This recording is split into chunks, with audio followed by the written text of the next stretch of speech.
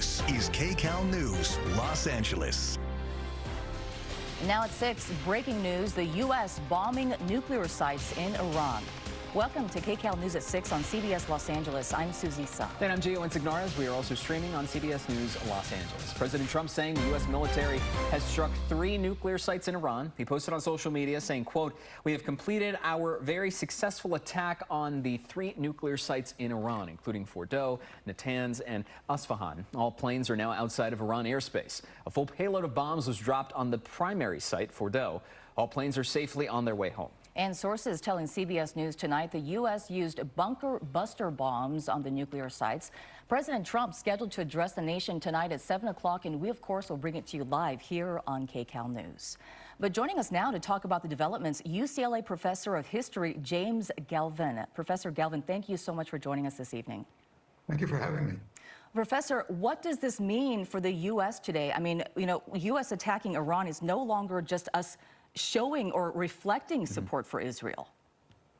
Well, what this means is that the United States has gone to war. And the United States has not declared war. The Senate hasn't confirmed that there should be a war, that this is all Trump's doing, that, fundamentally the United States did an offensive attack on a foreign country.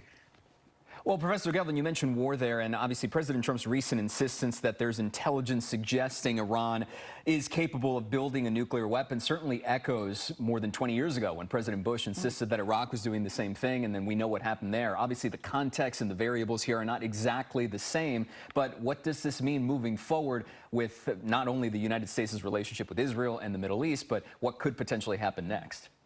Well, you're absolutely right to compare it to what happened with Iraq.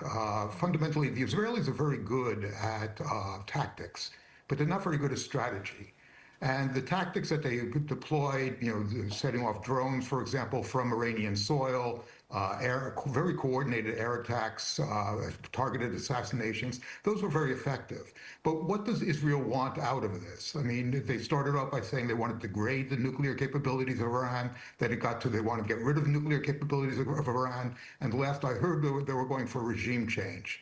Now, we all know that what happened when the United States went for regime change in Iraq did not go very well in 2003. And the one thing about militaries is that they're very good at killing people and destroying things, but they're not very good at predicting what other people are going to do.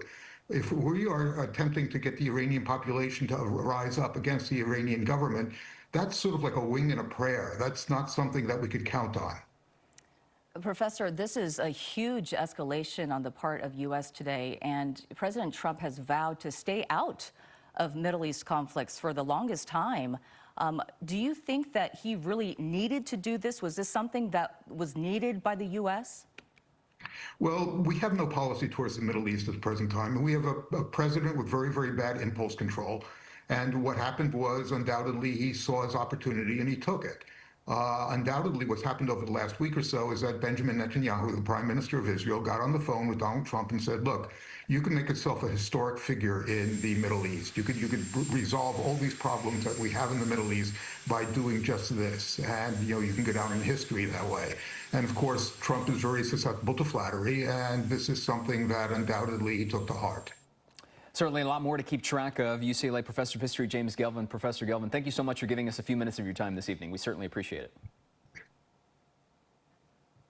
And of course, you can stay with KCAL News for continuing coverage of the Israel-Iran conflict and the latest on the U.S. airstrikes throughout the night. We'll, of course, carry President Trump's remarks live on KCAL. That's coming up at around 7 o'clock.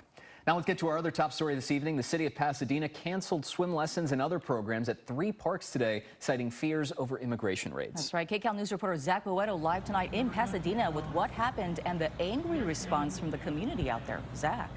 I am sorry. Hey, Susie, Gio, good evening. Here behind me is the Ice Out of Dena vigil. You can see dozens, if not about 100 people here who showed up outside of the Villa Park where those federal agents swooped up a few individuals here today. We have people here with signs. The Pasadena Mayor, Victor Gordo, is here speaking. Senator Perez is also here calling for federal agents to identify themselves, and everyone is here who wants ICE out of Pasadena. New cell phone video coming out of Pasadena shows federal agents Saturday morning apparently looking to arrest undocumented migrants in and around Villa Park. Everything happened in seconds. Just moments later, Sandra Garcia says her mom Carmen, who was selling tamales outside of the park, saw about 5 ICE agents pull up and arrest 4 men who tried to run when they noticed the federal authorities. He tried getting into his car, but they came in and pulled it out as fast as they could, and then the other 2 men.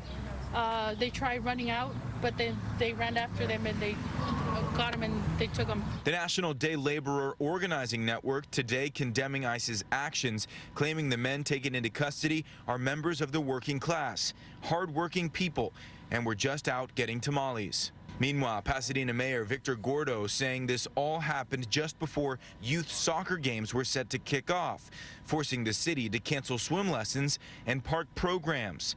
The mayor also taking issue with the lack of identification from agents with weapons. They pulled up and took individuals away at 7:30 a.m., the precise time that coaches and referees, parents were setting up and scheduled to set up the field for the kids to arrive. In terms of our police chief, our police department, our city, we're not being told a thing. And it's creating dangerous situations in neighborhoods. Senator Sasha Renee Perez also on scene after the incident, adding a call for more transparency as some in the community are now choosing not to leave their homes while others are carrying their U.S. passports for safety. People are scared to go outside. They're scared to even enjoy themselves, and that includes American citizens. I've started carrying my passport on me. I'm a state senator. This has really caused a lot of trauma for everyone at a time when families, kids, people are supposed to be enjoying themselves, but nobody can do that because we're all panicked about what's going to happen next. And back out here live, it is worth mentioning this has been a very peaceful get-together or gathering of people here who are trying to really voice their frustrations with these federal agents, with the federal government, and with ICE here in this Pasadena neighborhood. We have reached out to the Department of Homeland Security, ICE, and the FBI about this morning's incident, but have not yet heard back. We're live in Pasadena. I'm Zach Boetto, KCAL News. Zach, thank you. Tonight, another protest near Dodger Stadium. Fans demanding the team do more in response to the immigration raids.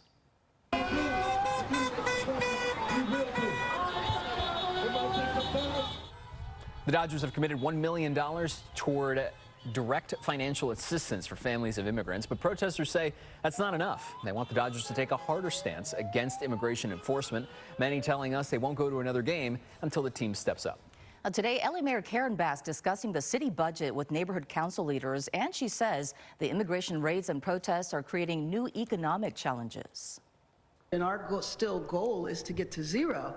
You put in all that hard work, first time chairing the budget committee, and now topsy-turvy, especially with police, overtime, and also with the vandalism that happened downtown, more protests coming. Mayor Bass saying layoffs were originally planned for 1,600 positions, but are now just 600. She says she's speaking to outside resources to help the city.